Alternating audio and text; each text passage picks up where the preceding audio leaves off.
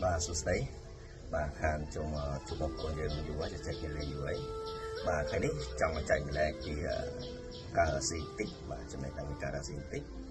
bàសម្រាប់បងប្អូនជាម្ចាស់ជីវកម្មបាទម្ចាស់ជីវកម្មដែលកំពុងតែរកស៊ីបាទមិនទាន់ជោគជ័យបាទហើយនឹងអ្នកដែលកំពុងតែចាប់ផ្ដើមបាទនឹងកំពុងចាប់ផ្ដើមផងដែរបាទ4ចំណុចបាទ4ចំណុចនៃការរកស៊ីដើម្បីជោគជ័យបាទចាំបងប្អូនត្រូវតែដើរតាម4ចំណុចនេះសិនហើយបងប្អូននឹងស្វែងយល់បន្ថែមទៀតជាកត្តាមួយចម្បងដែលធ្វើឲ្យយើងរកស៊ីបានជោគជ័យបាទចំណុចទី1គឺអ្វីបាទភាពស្មោះត្រង់បាទភាពស្មោះត្រង់គឺជាកត្តាសំខាន់បំផុតបាទទី2តម្លៃបាទទី3គុណភាពបាទទី4គឺអ្វីកេរ្តិ៍ឈ្មោះបាទអញ្ចឹងខ្ញុំនឹងបកស្រាយពីមួយទៅមួយឲ្យបងប្អូនស្ដាប់បាទ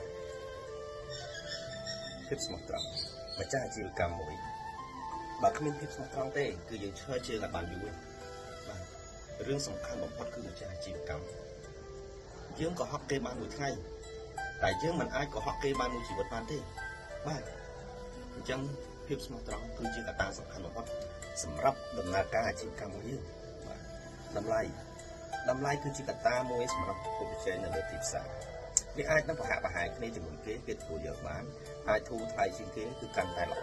បងប្អូនផ្សេងអាចទោះបីជាអ្នករកស៊ីអីក៏ដោយឲ្យតែតម្លៃធូរថ្លៃនៅកន្លោះកលិតណាគេហត់ទៅដែរប៉ុន្តែតម្លៃជាផ្នែកមួយត្រូវតែមានគុណភាពទៀតផលិតផលរបស់យើងតម្លៃធូរថ្លៃមែនប៉ុន្តែគុណភាពអត់គេយកទៅប្រើកាត់សូម្បីតែឧទាហរណ៍ថារបស់ហូបចុកយើងលក់ថោកប៉ុន្តែទៅដល់គេហូបទៅអត់ឆ្ងាញ់សោភ័ណភាពមើលទៅក៏មិនស្អាតអញ្ចឹងគុណភាពនេះគឺសំខាន់ណាស់ផលិតផលដែលយើងលក់គេយកទៅតនមកអីផងខូចខាតបាត់ហើយបាទសួរថាគេយកទៅប្រើមិនកើតឧទាហរណ៍ថាស្បែកជើងមកពូយើងលក់ធូរថ្លៃជាងគេមែនអត់ពាក់ទៅបានមួយថ្ងៃដាច់បាត់អ្នកណាគេមកទិញទៀតហើយយើងខូចគេថាអូអាហ្នឹងល្អជាប់បាទកត្តានេះសំខាន់ណាស់បងប្អូនអាហ្នឹងហើយក៏ជាផ្នែកមួយនៃភាពស្មោះត្រង់ផងដែរគេឈ្មោះអ្នកខ្លះអត់តាន់បានមួយឆ្នាំ2ឆ្នាំផងចង់ល្បីចង់លក់ដាច់ខ្លាំងដូចគេឃើញគេលក់ដាច់យើងទៅតែចាប់ដើមលក់ទេ